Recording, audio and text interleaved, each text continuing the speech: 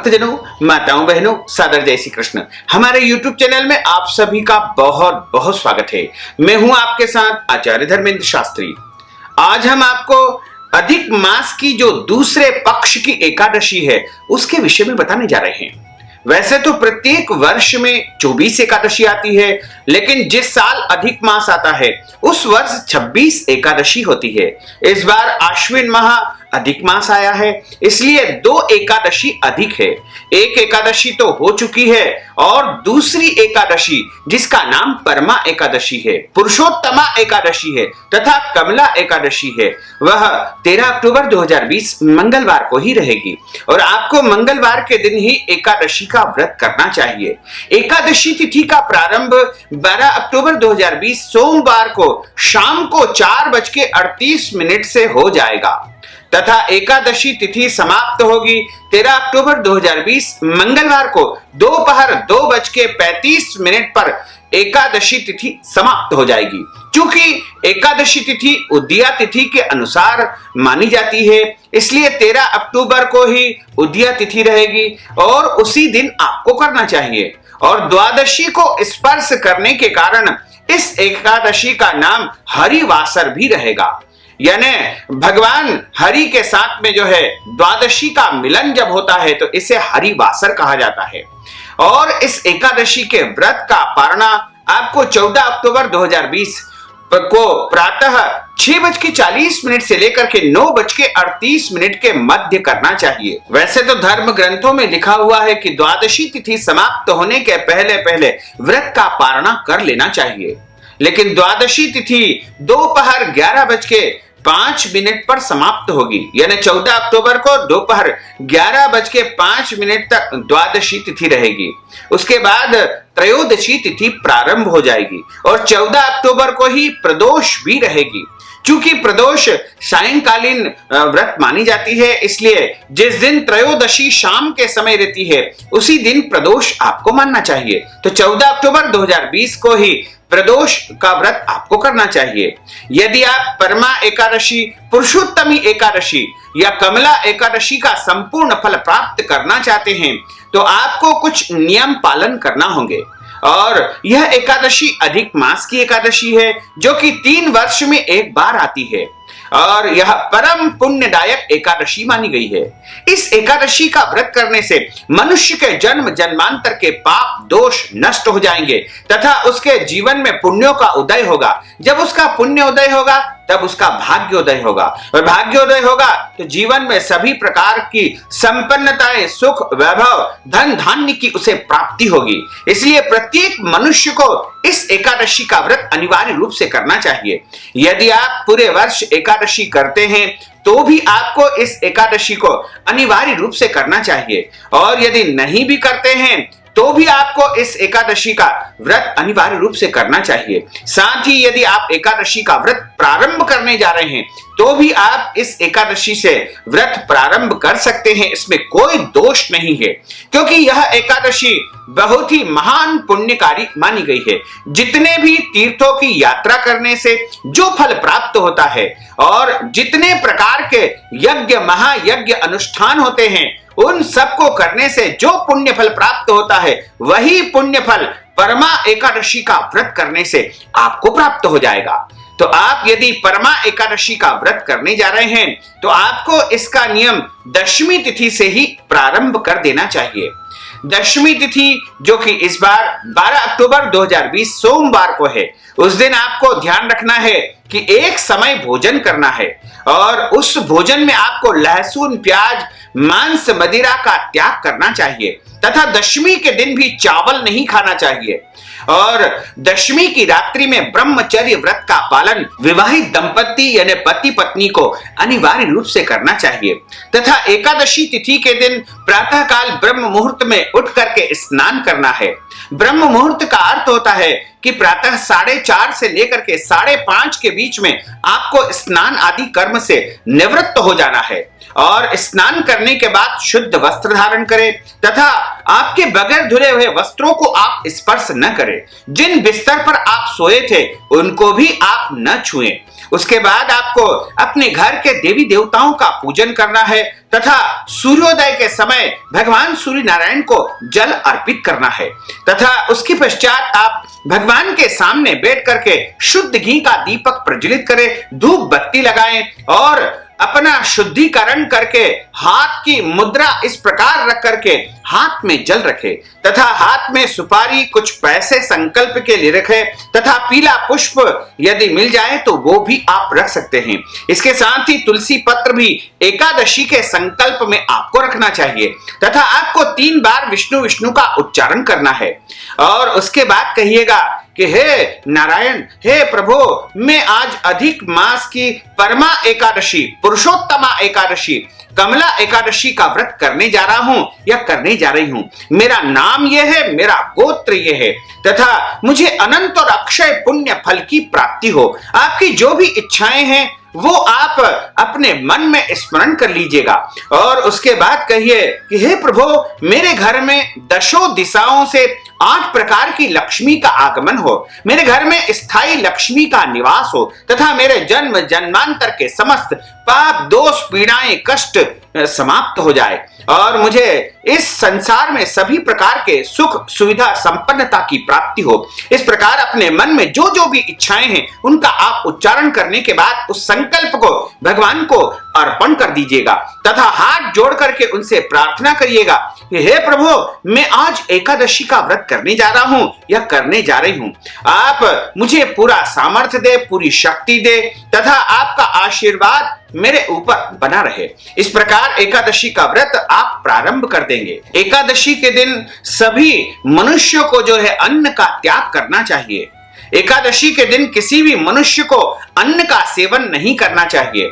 उस दिन केवल फलाहार करना चाहिए और धर्म ग्रंथों तथा पुराणों में लिखा हुआ है कि सर्वोत्तम फलाहार गाय का दूध तथा उस दूध से बनी हुई समस्त मिठाइयां और फल ये सर्वोत्तम फलाहार माने गए हैं। वैसे तो कई भक्तजन निर्जला एकादशी का व्रत भी करते हैं। यदि आप चाहें तो निर्जला एकादशी का व्रत भी कर सकते हैं, लेकिन आप यदि फलाहार करके व्रत करते हैं तो आपको प्रयास करना चाहिए कि आप एक समय नमक का सेवन करें। उसमें भी जो फलाहारी नमक है उसी का सेवन आपको करना चाहिए और काली मिर्च का इसमें उपयोग करना चाहिए। फलाहारी जो नमकीन आप तैयार करते हैं उसमें हल्दी का उपयोग बिल्कुल नहीं करना चाहिए तथा घर में इस दिन चावल नहीं बनाना चाहिए और मांस, मदिरा, अंडे और अन्य अभक्ष्य भक्षण का उपयोग इस दिन बिल्कुल नहीं करना चाहिए। यानी शुद्ध पवित्र तरीके से आपको इस दिन फलाहार का निर्माण करना चाहिए। यदि आपके घर में अन्य कोई भी व्यक्ति एकादशी का व्रत नहीं करते हैं तो भी आपको घर में चावल नहीं बनाना चाहिए और उस दिन शुद्ध और सात्विक भोजन तैयार आपको करना चाहिए।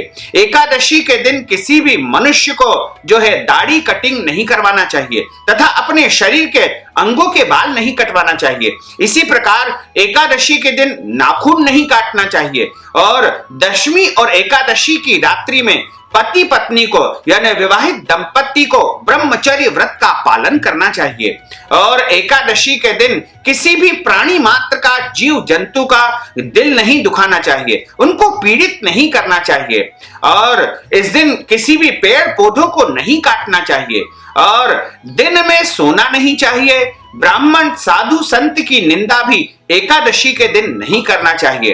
एकादशी के दिन झूठ नहीं बोलना चाहिए। एकादशी के दिन क्रोध नहीं करना चाहिए। एकादशी के दिन लड़ाई झगड़ा वाद विवाद बिल्कुल नहीं करना चाहिए तथा एकादशी तिथि के दिन हमारे घर के जो बड़े बुजुर्ग होते हैं, दादा दादी, माता पिता, सास ससुर, उनका अपमान बिल्कुल नहीं करना चाहिए, उनकी सेवा करनी चाहिए और एकादशी के दिन ब्राह्मण साधु संत या बौद्ध भिक्षुओं का आपको अनादर नहीं करना चाहिए। एकादशी के दिन धर्म ग्रंथों और पुराणों की बुराई आपको नहीं करना चाहिए तथा किसी भी देवी देवताओं की भी निंदा आपको नहीं करना चाहिए। एकादशी के दिन पूरे दिन भगवान के नामों का स्मरण आपको करना चाहिए। ओम नमो भगवते वासुदेवाय, श्री कृष्ण शरणम मम। इस प्रकार भगवान के पवित्र नामों का उच्चारण आपको एकादशी के दिन करना चाहिए तथा रात्रि में जागरण भी करना चाहिए। यदि आप पूरी रात नहीं जाग सकते हैं तो आपको 1 पहर, 2 पहर, 3 पहर तक जाग लेना चाहिए। या पूरी रात यदि आप जाग सकते हैं तो जाग करके भगवान के मंत्रों का जाप करना चाहिए, भगवान के भजन और कीर्तन आपको करना चाहिए तथा प्रभु का स्मरण पूरी रात्रि आपको करना चाहिए। और यदि आप भगवान का स्मरण करेंगे तो निश्चय ही आपके ऊपर प्रभु की अद्भुत कृपा बरसेगी। साथ ही एकादशी के दिन कोई भी घर में यदि मांगने आता है, साधु संत या कोई भी जरूरतमंद व्यक्ति आता है तो उसे खाली हाथ नहीं लौटाना चाहिए। एकादशी के दिन गौ माता की सेवा करनी चाहिए और इस दिन तुलसी जी का पूजन भी करना चाहिए। कई लोग कहते हैं कि तुलसी जी को इस दिन जो है नहीं तोड़ा जाता है, लेकिन कुछ धर्म ग्रंथों में ऐसा लिखा हुआ है कि एकादशी के दिन आवश्यक स्थिति में आप तुलसी पत्र तोड़ सकते हैं और तुलसी जी का पूजन भी इस दिन आप कर सकते हैं, इसमें कोई संशय नहीं है। लेकिन कुछ मतांतर में यह भी है कि एकादशी के दिन तुलसी पत्र नहीं तोड़ा जाता है। तो आप प्रयास करिएगा कि तुलसी जी को इस दिन न तोड़े और गिरे हुए तुलसी के पत्तों को उठाकर उनका ही उपयोग आपको करना चाहिए, या एक दिन पहले आपको तोड़ करके तुलसी पत्र रख लेना चाहिए, क्योंकि एकादशी का व्रत बिना तुलसी जी के पूर्ण नहीं माना जाएगा।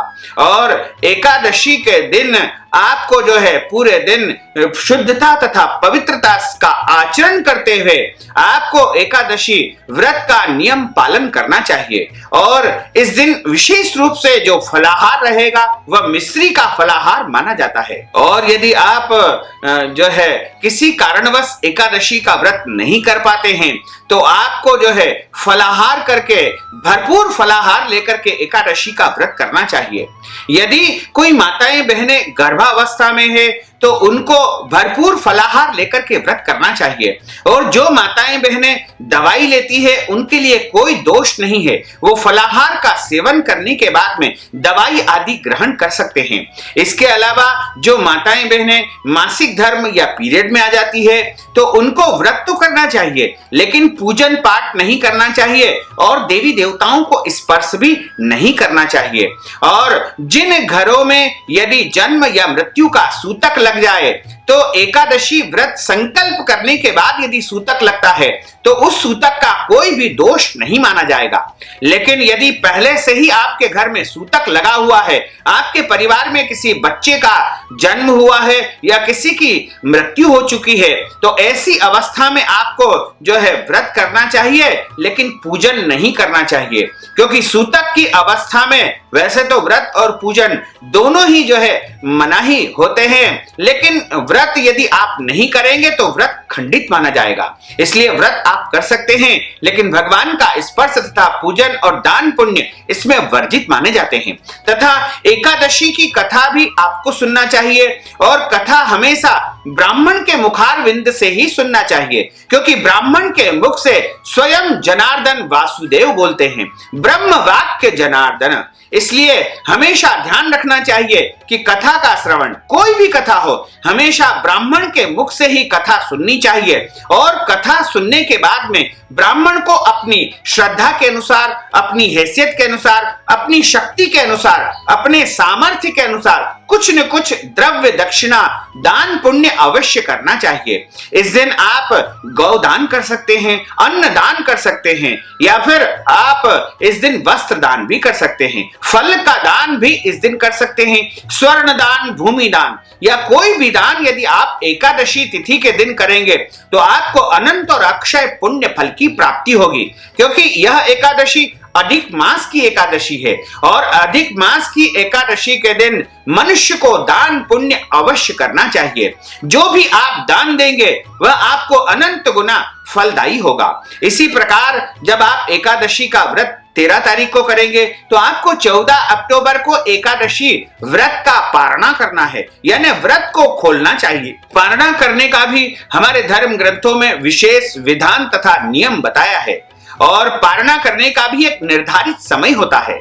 पारणा जब आप सही विधि से सही समय पर सही वस्तु खा करके करेंगे तो ही आपको एकादशी का संपूर्ण फल प्राप्त हो पाएगा। तो यदि आप एकादशी का व्रत करते हैं तो 14 अक्टूबर के दिन आपको एकादशी व्रत का पारणा करना होगा। तो आप पारणा करने के लिए सबसे पहले उस दिन प्रातः जल्दी उठे, ब्रह्म मुहूर्त में उठ करके स्नान आदि अपने नित्य कर्म संपन्न करें, अपने नित्य का पूजन अर्चन करें। उसके बाद आप तुलसी जी का पूजन करें तथा सूर्य भगवान को जल चढ़ाएं और उसके बाद आप हाथ में जल लेकर के तुलसी पत्र रख करके 3 बार विष्णु विष्णु का उच्चारण करते हुए कहे कि मेरा नाम यह है, मेरा गोत्र यह है तथा मैंने परमा एकादशी पुरुषोत्तमा एकादशी का व्रत किया है और आज मैं इस एकादशी का संपूर्ण फल प्राप्त करने के लिए पारणा करने जा रहा हूं या पारणा करने जा रही हूं। अपने नाम गोत्र बोलने के बाद आप तुलसी और जल से व्रत का पारणा कर सकते हैं, अन्न से व्रत का पारणा कर सकते हैं, चावल से व्रत का पारणा कर सकते हैं, फल से आप व्रत का पारणा कर सकते हैं। यदि आपको अगले दिन कोई भी व्रत करना है, जैसे आपको अगले दिन प्रदोष का व्रत करना है या फिर आपको बुधवार का व्रत करना है या अन्य कोई भी व्रत यदि आपको अगले दिन करना है तो आप तुलसी पत्र और जल से भी व्रत का पारणा कर सकते हैं, फल या फलाहारी वस्तु से भी व्रत का पारणा कर सकते हैं। लेकिन सर्वोत्तम पारणा चावल के माध्यम से बताया है।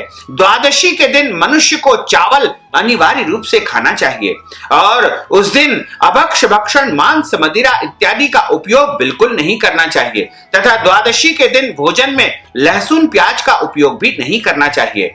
चावल चूंकि हम दशमी तिथि से त्याग कर देते हैं इसलिए हमको एकादशी के दिन भी उनका त्याग करना है और द्वादशी के दिन चावल को सम्मान देते हुए और चावल से एकादशी व्रत का पारणा करना सबसे सर्वोत्तम माना गया है। तो भक्तजनों, माताओं बहनों, यदि आपने इस वीडियो को देखा है और आपको यह वीडियो यदि अच्छी लगती है तो अधिक से अधिक लोगों को शेयर करिएगा, लाइक करिएगा, कमेंट करिएगा और यदि अभी तक आपने सब्सक्राइब नहीं किया तो अभी और इसी समय सब्सक्राइब अवश्य कर लीजिए। आपको और आपके पूरे परिवार को सादर जय श्री कृष्ण, सादर धन्यवाद।